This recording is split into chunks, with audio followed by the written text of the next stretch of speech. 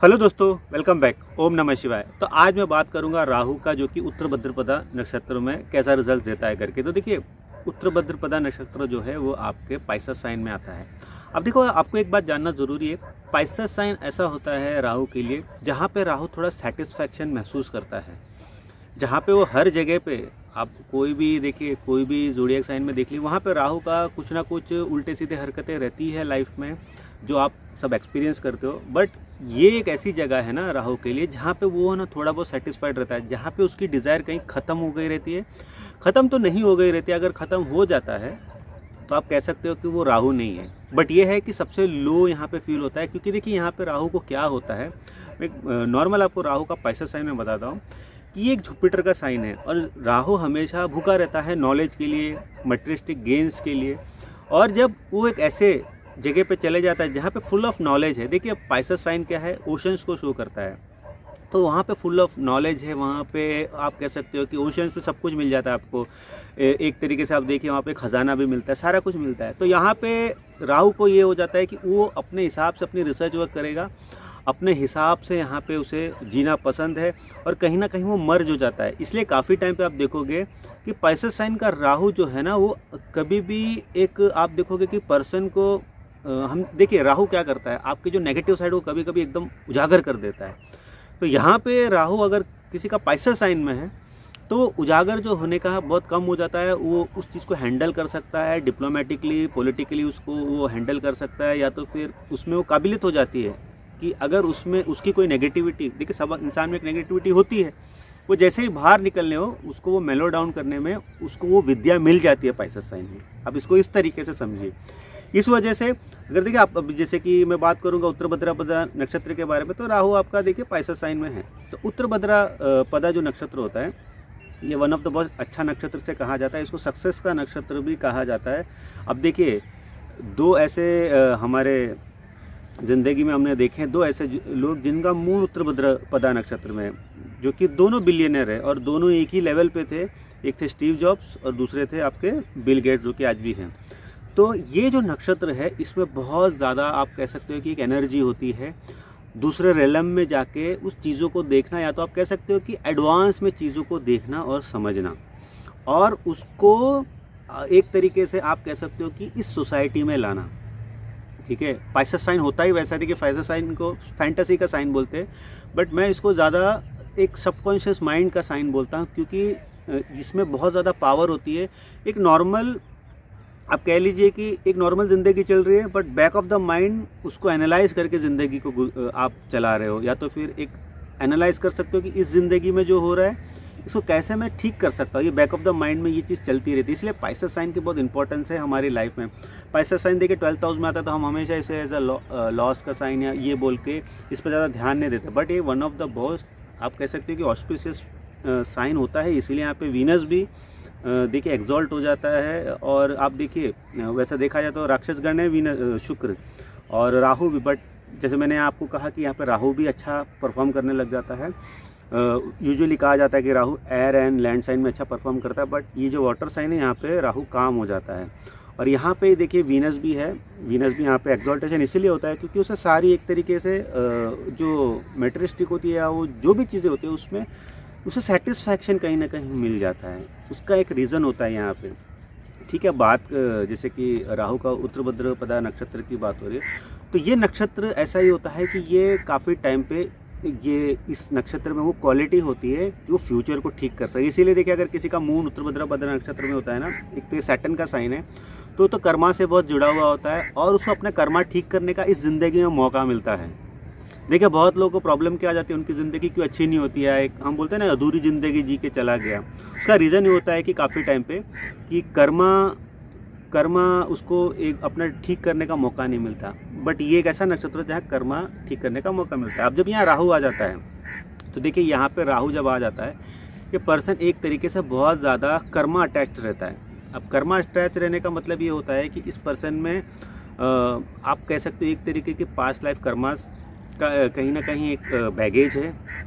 Past life karmas, अब देखिए बहुत लोगों को पास्ट लाइफ कर्मास नहीं पता होते कि यार मेरे पास्ट लाइफ में क्या हुआ था। या तो फिर आप समझिए कि जो हमारे अब जैसे आप 30 के हो गए तो आपने पीछे 20 की उम्र में कुछ कर्मास किए होंगे, 16 की उम्र में कुछ कर्मास किए होंगे। तो जैसे जैसे आपको आगे जब आप बढ़ोगे ना, तो उस कर्मा से रिलेटेड आपको चीज़ें ठीक करने के लिए यहाँ पे मौका मिलेगा। क्योंकि देखिए ये जो साइन होता है ना, जब उत्तर भाद्रपदा खास करके, जिसका देखिए लॉर्ड भी सैटर्न है और जुपिटर का भी इम्पैक्ट अब राहु पे पड़ रहा है।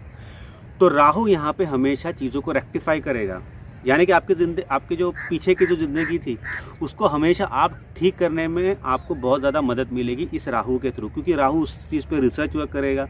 राहु बोलेगा अच्छा ये चीज़ ऐसी है तो मैं इसे यहाँ से ऐसे ठीक कर सकता हूँ।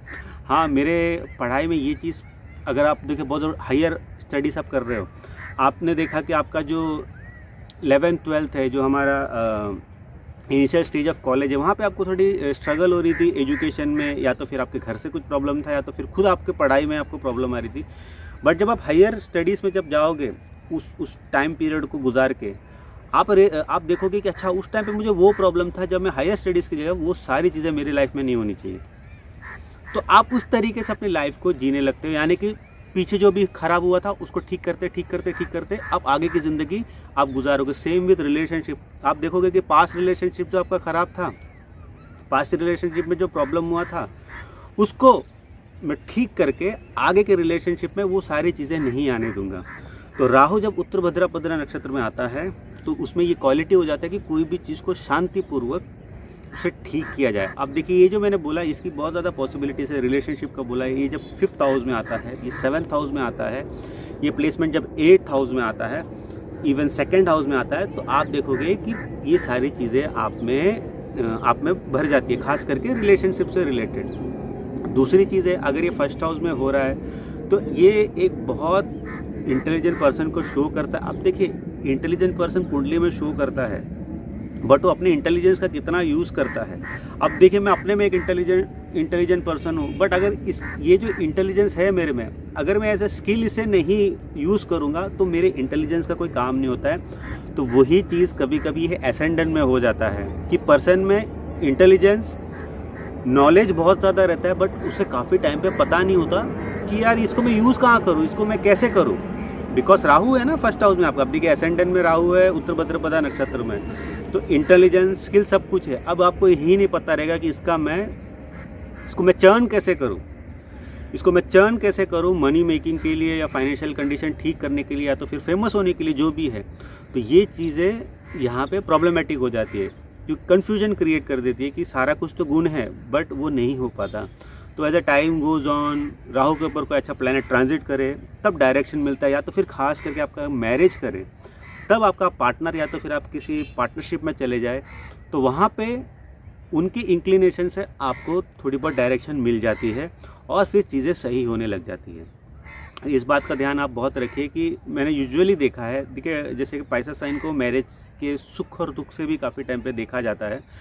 तो यहाँ पे जब राहु है, उत्तर भाद्रपदा नक्षत्र में है, जो कि देखिए अगेन सैटर्न का है, तो इसमें मैरिज एक पर्सन की ज़िंदगी में बहुत इंपॉर्टेंट रोल प्ले करता है।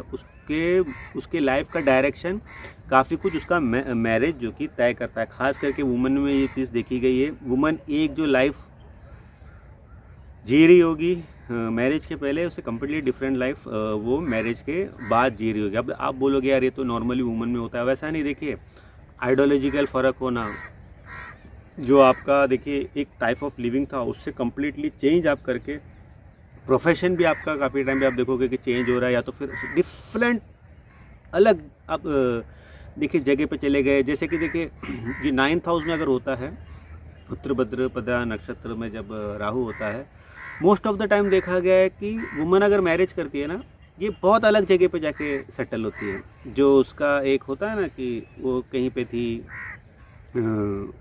बॉर्न प्लेस, जैसे कि आप अगर पंजाब में हो, दिल्ली में भी जाओगे थोड़ा बहुत लैंग्वेज आपको मिल जाएगा पंजाबी वाला, बट वही पर्सन अगर डायरेक्ट आप सोचो बेंगलोर चला जाए तो उसके लिए पूरा लिंग्विस्टिक सारा कुछ चेंज हो जाता है, और बिकॉज ऑफ मैरिज वो चीज़ हुआ रहता है। तो यूजुअली वुमन में ये देखा गया है कि खास करके देखिए अगर ये 12th हाउस से किसी भी तरीके का रिलेशन बना रहा है या ये प्लेसमेंट हो रहा है, तो ये बहुत ज़्यादा टेंडेंसी देता है NRI से शादी करने का, या तो फिर किसी आउटर लैंग्वेज, आउटर आप कह सकते हैं कि कास्ट, रिलीजन, ये सारा प्रॉम्प्ट करता है ये प्लेसमेंट, बिकॉज देखिए राहु है, फॉरेन थिंग है, तो ये हमेशा अब देखो यहाँ पे जुपिटर का भी जैसे मैंने कहा इन्फ्लुएंस है, सैटर्न का भी, तो हमेशा राहु का काम होता है चैलेंज करना, तो वो चैलेंज करेगा। अब देखिए जुपिटर और सैटर्न जो होता है हमारे खुद के होते हैं, मतलब कि हमारा खुद का रिलीजियस बिलीफ, हमारी फैमिली का जो रिलीजियस बिलीफ, ये सारा चीज़ होता है, तो उसके अगेंस्ट राहु हमेशा उस चीज़ को चैलेंज करता है। और कहीं राहु की महादशा आ गई